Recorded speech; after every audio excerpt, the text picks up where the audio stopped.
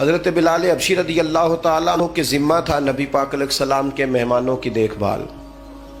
اور یہ دیکھیں کتنی بڑی سعادت ہے، حضور نے سارے معاملات کی کنجیاں ہی سیدنا بلال حبشی کو عطا فرمائی تھی رضی اللہ تعالیٰ عنہ. حضرت بلال کو پتا تھا پیسہ کہاں سے آنا ہے، کہاں لگانا ہے، کیا کرنا ہے. مہمان آتے تھے تو آپ کو پتہ ہے حضور کا فقر مبارک اختیاری ہے، پسند ہے نبی پاک کی. ایک یہودی تھا، بلکہ یہودیوں کا عالم تھا.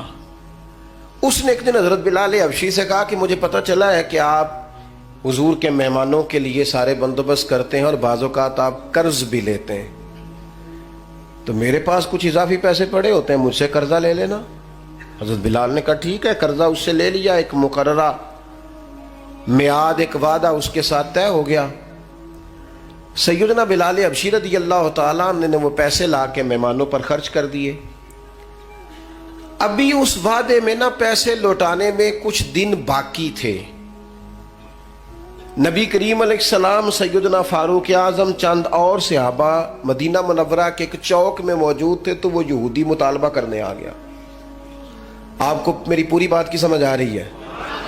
یعنی ابھی جو معاہدہ ہے، جو طے شدہ تاریخ ہے، اس میں دن باقی ہیں. اس نے آ کے کہا میرے پیسے دیں. تو نبی پاک علیہ السلام نے فرمایا ابھی تو وعدے میں وقت باقی ہے. اس نے معاذ اللہ سخت باتیں کرنی شروع کر دی، سخت. اب آپ کے پاس دلیل بھی ہو، آپ سچے بھی ہوں، وعدے میں ٹائم بھی ہو، تو کسی کی سخت بات سنی جاتی ہے. اور جہاں بھائی وعدہ آئے گا تو دیکھی جائے گی تیری اتنی ضرورت. اب جب اس نے سخت بات کی تو سیدنا عمر فاروق نے تلوار پہ ہاتھ رکھا. حضرت عمر ہے نا، شیر ہے نا اللہ رسول کے، ہاتھ رکھا تلوار پر. نبی پاک علیہ السلام نے فرمایا عمر جلدی نہ کر. بڑی بردباری سے، حلیمی سے، اطمینان سے، سکون سے. حضور فرمانے لگے عمر اس نے پیسے لینے ہیں، وہ مطالبہ کر سکتا ہے، تمہیں چاہیے تھا کہ تم اسے کہتے ذرا نرمی کر، مجھے کہتے پیسے ادا کر دیں. حضور فرمانے لگے اب اس طرح کرو، اس کے ساتھ جاؤ، فلاں جگہ کھجوریں پڑی ہیں، جتنا اس کا قرض ہے اتنی کھجوریں تول کے دے دو، اور یہ جو تم نے تلوار پہ ہاتھ رکھا ہے نا، اسے ڈرایا ہے، تھوڑی کھجوریں زیادہ بھی دے دینا. آپ کا بردبار ہونا، حلیم الطبع ہونا، مزاج میں ٹھہراؤ ہونا، سکون ہونا، یہ بڑا بندے کو نا وزادار بنا دیتا ہے. آپ ہر شخص کے لیول پہ اتر کر جھگڑا نہ کریں. میں نے دیکھا ہے سیانا بیانا آدمی بچوں کے ساتھ بحث کر رہا ہے، سمجھدار آدمی ہو کہ ایک نادان سے گفتگو کر رہا ہے.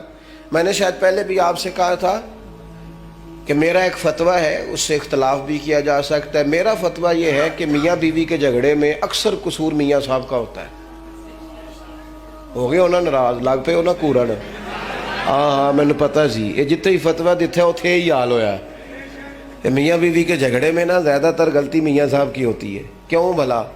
اس لیے کہ عورت بیچاری کی عقل ناقص ہے، اس کی آدھی ہے، وہ پورا سوچنا بھی چاہے تو شعوری طاقت اتنی بلند نہیں. تو میاں صاحب کی تو پوری ہے نا، تو پھر جھگڑا ختم کس نے کرنا تھا؟ تو جی میاں صاحب آکن تینوں آج ٹھیک کر کے ہی چھڑ رہے، تو یہ تو غلط بات ہے نا بھائی. آپ یہ دیکھیں کہ اللہ تبارک و تعالیٰ نے مرد کو عورت پر افسر بنایا ہے. آپ کو چاہیے تھا آپ کا حوصلہ بھی بڑا ہوتا، آپ دلیر ہوتے، بڑی ساری غلطیاں درگزر کرتے، محبت کا لہجہ اختیار کرتے. آپ کو یہ حق حاصل نہیں تھا کہ آپ بے جا سختی کرتے. آپ کی توجہ ہے میری بات پر؟ نبی پاک صلی اللہ تعالی علیہ وسلم نے کمال بردباری کے ساتھ فرمایا کچھ زیادہ بھی. حضرت عمر ساتھ لے گئے، کھجوریں تول تول کے دی. حضرت عمر کہتے ہیں اب حضور کا حکم تھا، تھوڑی زیادہ بھی دی.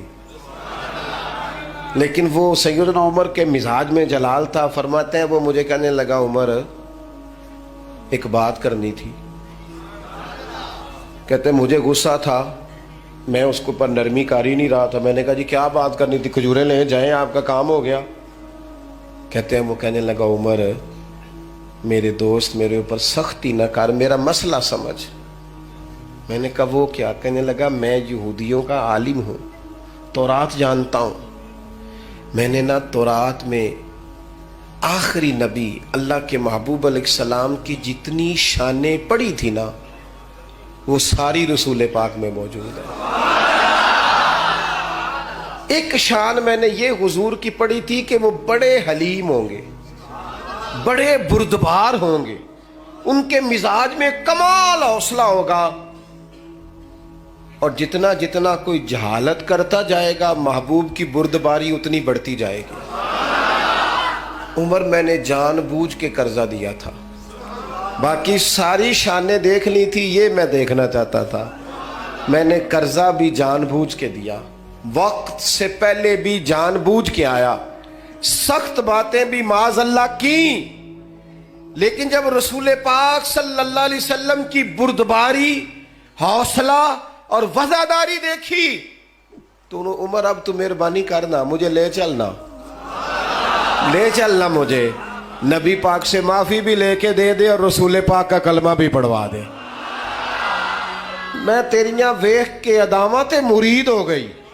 اب نا یہ حلم، یہ بردباری، یہ کمال، یہ وفاداری، یہ ٹھہراؤ، یہ حسن، یہ تازگی، یہ رسول پاک کی عظمتوں کی بلندیاں، میرا تو دل کرتا ہے اب قربان ہو جاؤں حضور کی ہر ادا پر، قربان۔ تھوڑا نا مزاج میں بردباری لائیں، حوصلہ لائیں۔